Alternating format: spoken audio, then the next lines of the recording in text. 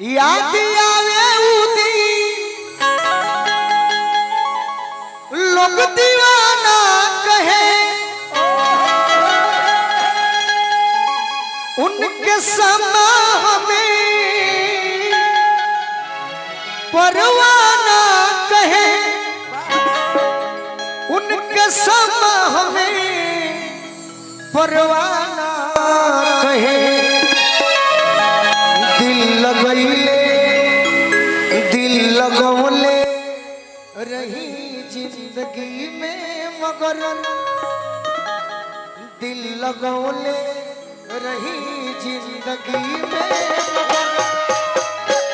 दिल लगौले रही जिंदगी में मगर लभ के लॉटरी में लूटा गई दिल लगौले रही जिंदगी में मगर लभ के लॉटरी में लूटा गई यार ऐसन भइल की समझ न पैनी डाटा पैनी तो उल्टे चटा खैनी दिल लगई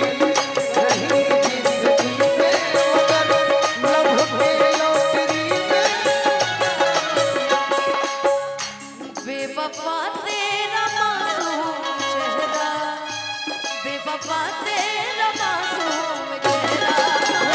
भूल जाने के काबिल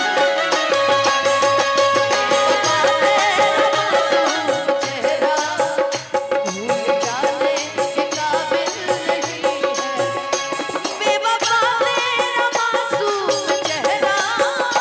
भूल जाने के काबिल नहीं है खूबसूरत बहुत है लेकिन खूबसूरत बहुत है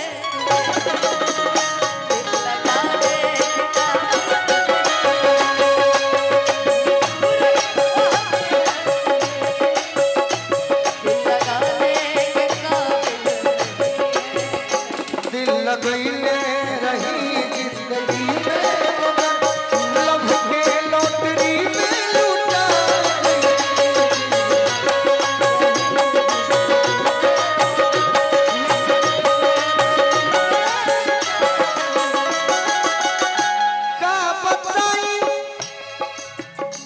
का बताई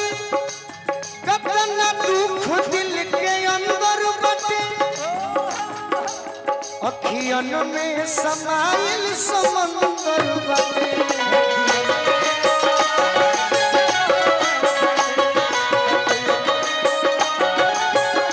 का बताई कतना दुख दिल के अंदर बटे अखियन में समाइल समंदर बटे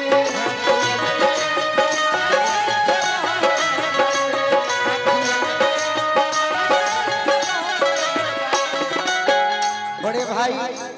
भोला बाबा जे हमारा अजीत हलचल जी के शिव कुमार बाबू के अनुपमा यादव के गोलू राजा के ओकरा बादे के हूं होई रे रौरा जे करे के मानत हो सही बात गोलू संग दिल समझ में न आवे तनी गोलू संग दिल समझ में न आवे तनी केहू के याद में अनुपमा लोर झारे सावन के घटा भइली दिल लगई रही जिंदगी में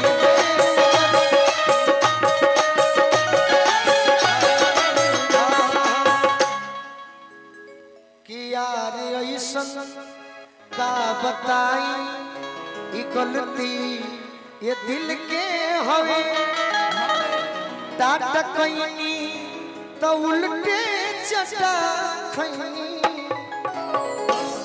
प्यार में डूबा जन तने एगो गीत गा दो तार गाना कौन सुन रहे यारवा वाला खटिया पर वीडियो बन रहे यार बहुत पहले बोल रहलो अनुपमा जब बिहार में आई रहो ओकरा कैसे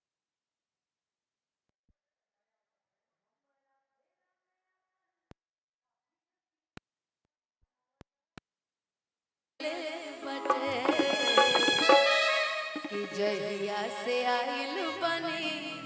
आ ससुरा मजनुआ खाटी धइले बाटे। लेकिन अभी शुरुआत में हम एक गाना गाए ना, वो गाना इनके लिए भी है कि सुने हमर यारावा नहीं बने रंगदारवा। आजकल मैं देख रही हूँ गोलू भैया अभी पूरा रंगदारी गाना गा रहे हैं। और मैं सही बताऊं,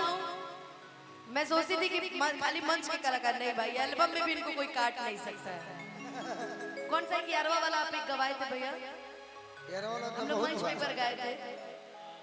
अरे किया तना यो ही ठताड़ू कावाला के बोल पो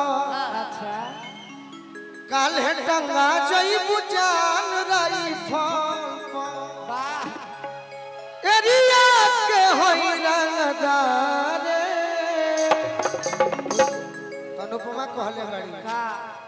कि लो भर के घर